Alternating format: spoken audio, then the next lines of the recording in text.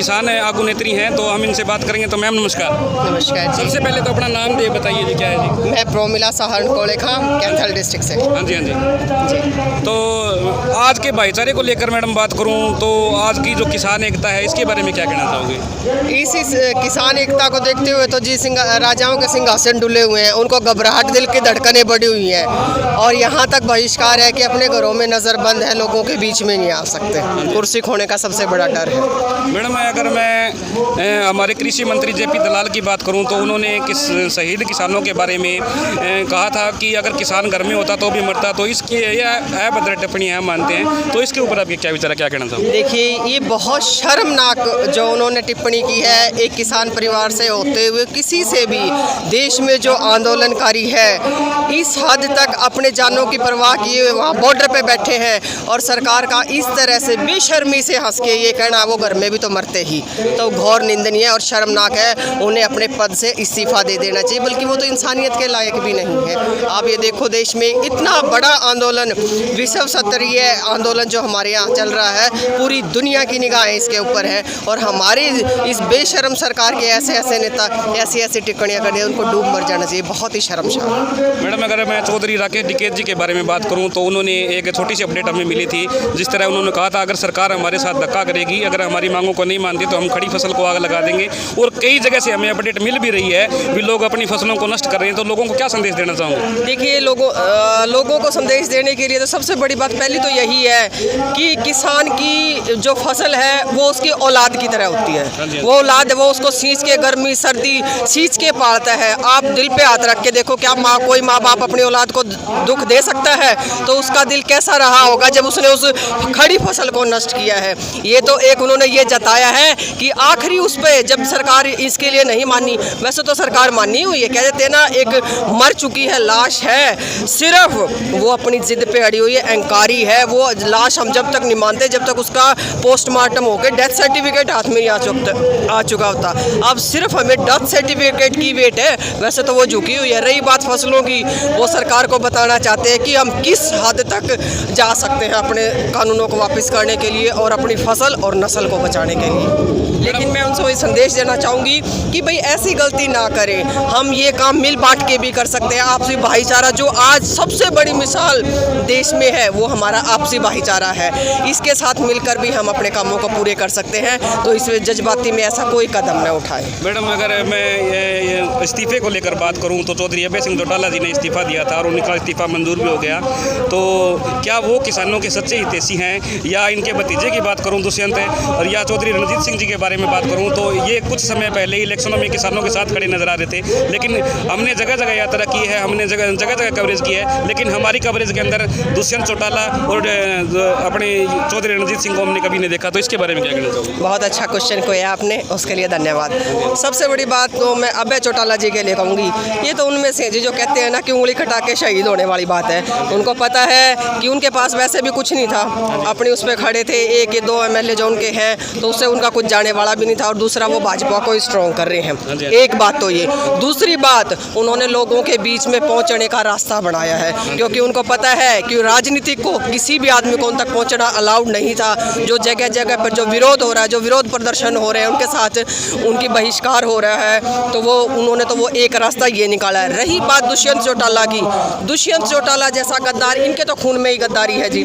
तीसरी पीढ़ी आ गई, इनके दादा ने कांड करवाया, गुलकर्णी कांड को आज तक कोई नहीं भूला, कंडेला कांड को कोई नहीं भूला, और जो रही कोई कसर थी वो चौटाला, दुष्यंत चौटाला ने अब किसानों की पीठ में जो धोखाबाजी का खुरा घोंप के जो की है उस पे ऊपर स्टैंप लगा दी कि पीढ़ी दर पीढ़ी ये खानदानी गद्दार थे। और इन्होंने जो इनको अगर इन्होंने भाजपा को ही बढ़ाना होता तो वो डायरेक्टली उनको वोट दे देते। ये क्यों देवीलाल का नाम कैश करने के लिए घूम रहे थे कि किसानों के मसीहा।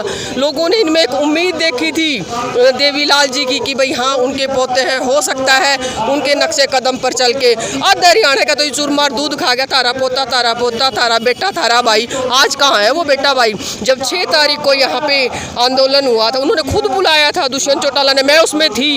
हमें गिरफ्तार किया गया, लाठीचार्ज हुई, 100 आदमियों पे केस हुआ, जिसमें से लेडीज में अकेली थी। गिरफ्तारी हमने दी है और ये पक्का मोर्चा उस चीज़ का गवाह है।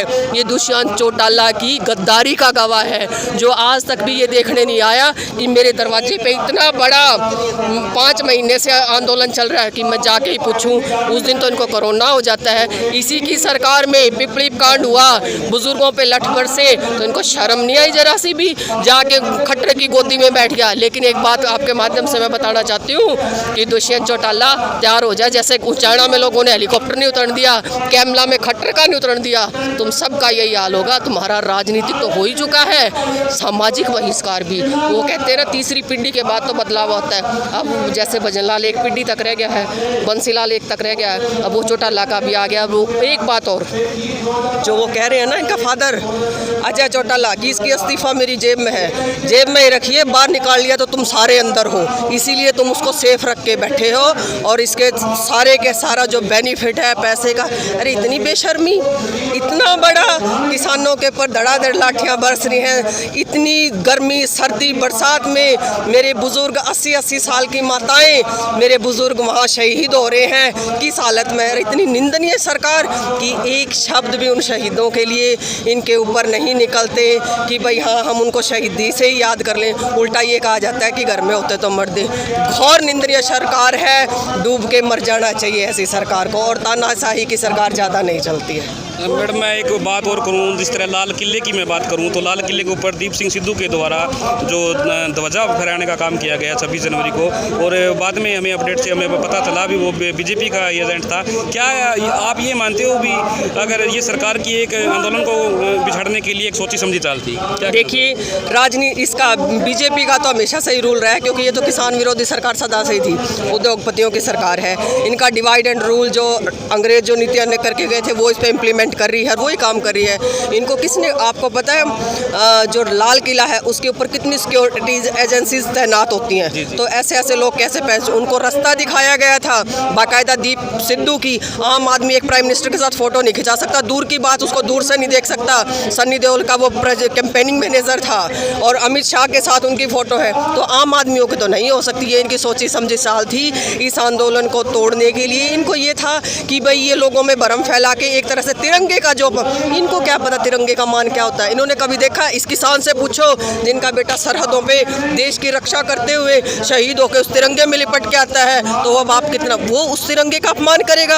आज तक स्वतंत्रता के बाद देश में कभी इतने तिरंगे नहीं फहराए होंगे जितने इस 26 जनवरी पे वहाँ देश में, हमारी देश की राजधानी दिल्ली में तिरंगे फहराए गए। तो ये तो इनकी चाल थी। इस आंदोलन को हमको फेल करने के लिए तो हम धन्यवाद करते हैं बीजेपी सरकार का। कहते हैं ना, हर एक चीज़ का एक टर्निंग पॉइंट होता है, वो इस युद्ध का, इस धर्म युद्ध का, इस आंदोलन का एक टर्निंग पॉइंट था। और अब ये दुगनी शक्ति के साथ सशक्त होके, ये ना पंजाब का रहा, पहले ये कहते थे ना ये सिर्फ एक पंजाब का आंदोलन है, आज आके देखे पूरा हरियाणा कंधे से कंधा मिला के खड़ा है, राजस्थान, यूपी, बिहार, कर्नाटका, तमिलनाडु, आज यहाँ मिनी इंडिया नहीं पूरा इंडिया, पूरे देश की निगाह इस आंदोलन पर है। और ये ऐतिहासिक आंदोलन है और जीत के और वापस आएंगे हम। अभी मैं 1 महीने बाद वहाँ से आई हूँ, कुछ फैमिली प्रॉब्लम्स हैं, गुड़िया के एग्ज़ाम हैं और दोबारा फिर जा रहे हैं। तो आप देख रहे हो ये जो जनसभाएं जो आज स्टेटों में चल रही हैं, मैं अभी पीछे गंगानगर में थी, 18 तारीख को गंगानगर में राज्यपाल जी की थी, इतनी भीड़ी भारी मात्रा में संख्या उधर से, उसके बाद मैं झुंझुनू में थी, फिर मैं पंजाब के उधर में भी गए हम, और आज सिरसा के यहाँ, और जो सबसे बड़ी ऐतिहासिक रैली कंडिला में, मैं उस चीज़ की गवाह हूँ। 2 बार स्टेज टूटा है, आपने देखा हो तो 40 किलोमीटर तक भी कुछ नहीं था। सरकारें काँपी हुई हैं, मीडिया दिखाता नहीं है, वो ये जरूर दिखा देता है हाँ बॉर्डर खाली हो गए हैं, डरो मत, कह दो पूरी तैयारियों के स्थान वापस आ रहे हैं। मैडम एक बात और करेंगे, जिस तरह आज चाचा अजीत सिंह जी की जन्म जयंती है, तो इसके ऊपर जो हमारे लाइव देखने वाले दर्शक हैं उनको क्या संदेश देना चाहूँगी, क्या कहना चाहूँगी? देखिए, ये बहुत ही सौभाग्य की बात है कि चाचा आज हमें भी उनके जन्मदिन के अवसर पर पहुंचने का मौका मिला, और इस रूप में जब देश में इतना बड़ा आंदोलन हो रहा है, उनको पहले शायद इतनी भारी मात्रा में याद किया होगा, क्योंकि 1907 में जब उन्होंने चाचा अजीत सिंह ने जो उन्होंने उस टाइम भी अंग्रेज कानून लेके आए थे, काले कानून, और उन्होंने भी एक लंबा संघर्ष करके 9 महीनों बाद विजय प्राप्त करी थी। ये हमारे लिए एक प्रेरणा स्रोत है। आज उनका जन्मदिन जो हमारे लिए प्रेरणा स्रोत है, और जब हमारी एनर्जी को और एक नया रूप दे रहा है कि आगे बढ़ने के लिए आंदोलन में बढ़े चलो, जीत निश्चय ही हमारी होगी। धन्यवाद, धन्यवाद। तो हमारे साथ ही ये काड़ामाली से प्रधान तो एक मिनट तो हमारे साथ ही कालावाड़ी से प्रधान तो ज़्यादा से ज़्यादा दोस्तों वीडियो को शेयर कीजिए, लाइक कीजिए, कमेंट करके दोस्तों ये बताना मत भूलिए कि वीडियो आपको कैसे लगी। अगर वीडियो में कोई कमी नजर आती है तो प्लीज़ कमेंट कीजिए। और मेरे साथ कैमरामैन शंकर लाल सुनार के साथ बने हुए हैं। धन्यवाद।